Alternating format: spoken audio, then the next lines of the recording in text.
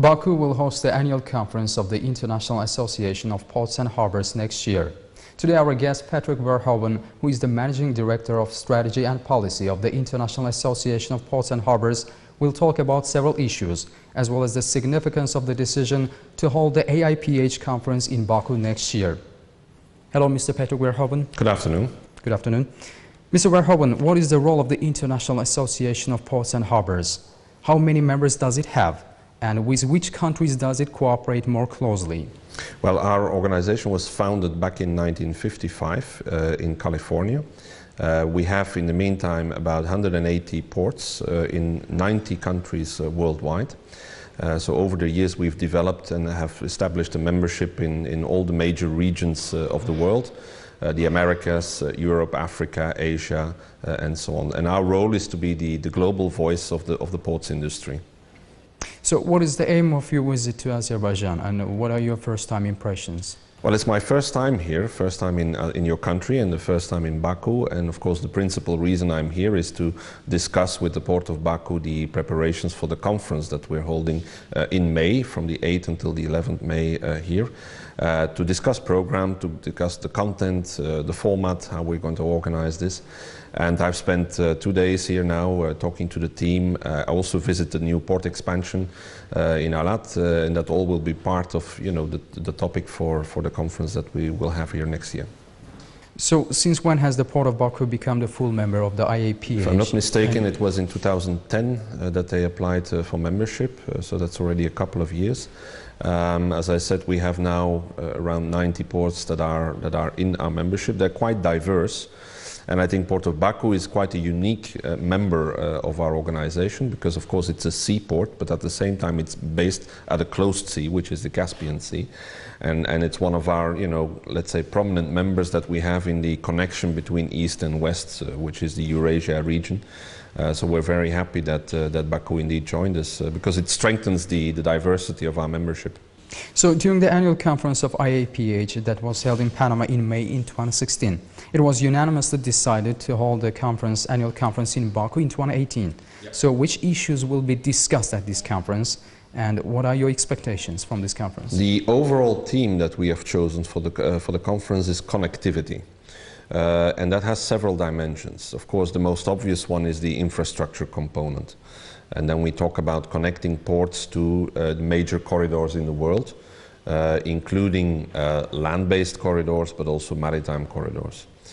And that interaction is quite important, and to see that new trends that we see now, like the Belt and Road strategy from the Chinese government, what does that mean in terms of, you know, connecting East and West and further down to Africa and other parts of the world.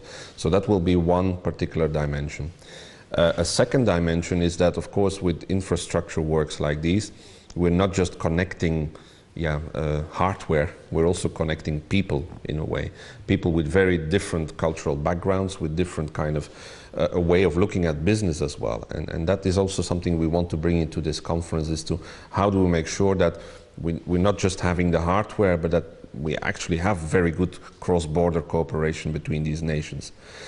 A third dimension, which I think is particularly important here, is the development of a hub and a maritime center, which is again more than infrastructure. What kind of services do we offer in hubs? What kind of facilities do we have, like free trade zones? What kind of fiscal regime are we offering? What kind of legal regime are we offering? I think that's a third important dimension. And finally, what also is part of all this is the environmental component. And how can we make sure that with moving goods, we will always be moving goods, and trade is booming and trade will grow, but what is the most, let's say, eco-efficient way of getting goods from point A to B? Is it predominantly shipping? Is it a combination rail and shipping? What can we do to cut emissions to make sure that these chains or these flows of goods are, let's say, as eco-efficient and as carbon limited or even carbon neutral as possible? So that will be the fourth dimension. So that's about 4 sessions that we will have in this conference. So what do you think about Azerbaijan's role in this conference? I think it's the first time, at least for us, that we host or that we have the conference in Baku, in the country and in this region. So I think it's quite significant that we can do that. especially since Azerbaijan and Port of Baku are really at the crossroads of the east-west corridors, and we will see how the Chinese strategy with Belt and Road, how that is going to develop, but clearly there is an interest to have that rail connection and then a sea connection here in the Caspian area. So that will definitely put, you know, Azerbaijan and Port of Baku really on the map and on the focus of these geopolitical discussions. Because what I said to you before, it's of course a business conference in the first place, but at the same time we want to make sure policymakers are present and get into dialogue with us, and that means of course your politicians and decision makers, but we also want to bring international policymakers from the International Maritime Organization, and we're also in contact with the European Union to see whether we can get some civil servants or politicians also to this conference, so that it's more than just business talking to business, but it's business talking to policy. So as you have visited the Alat port in south of Baku, and you have seen the free trade zone to be established there. Yes. So what is your impressions in this regard, and could you share your views? I was there yesterday. I visited the site and I saw the construction works, and I also was informed about the phased approach. And it's a three-phased approach, which I understand phase one should be ready and operational by the time we will have our conference here in May. So that will be part of the program as well. There will be the on-site visit for delegates to come and see, you know, how this project is developing. I think the phased approach is clearly a very good approach. And what I also understood from yesterday's visit, it's important that the initial visits are made here, and they're made by your government, they're made by, let's say, the sector and the port here.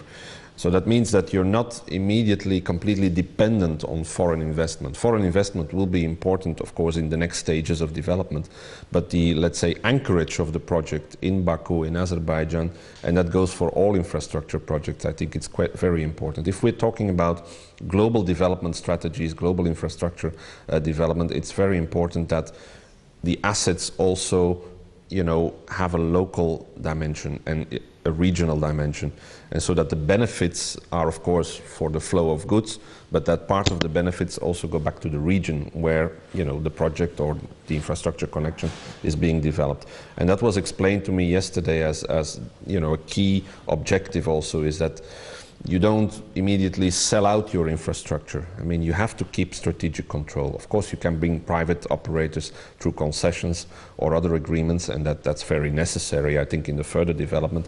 But to have local anchorage of a project like this, I think, is a key issue.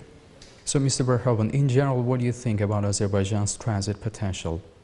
Transit opportunities?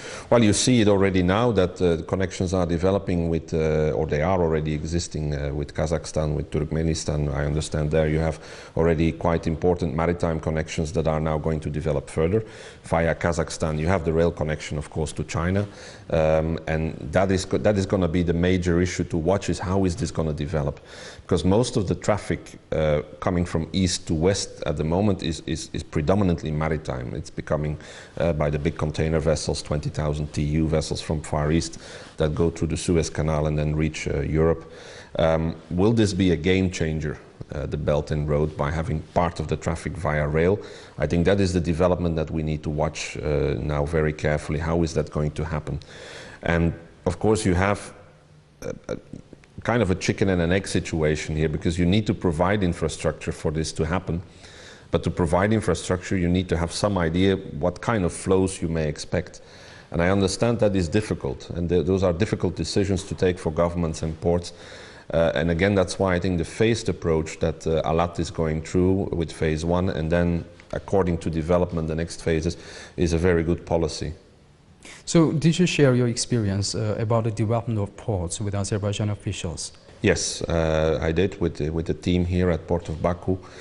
We had extensive meetings yesterday also about, you know, how are we going to fit what is going on here in the region, how do we bring that in a broader context that will be of interest for all the ports of the world, because we will have all the continents represented here. And everybody is looking now at these new strategies, these new geopolitical strategies, these new infrastructure developments from east to west. And I think people will be very interested to compare notes, so to speak, how infrastructure providers are going about it and how they can secure that They can provide the service, but at the same time can also make sure the regional interest or national or local interest is well represented. Mr. Verhoeven, thank you very much for your comprehensive replies. You're very welcome. Thank you very much. Thank you.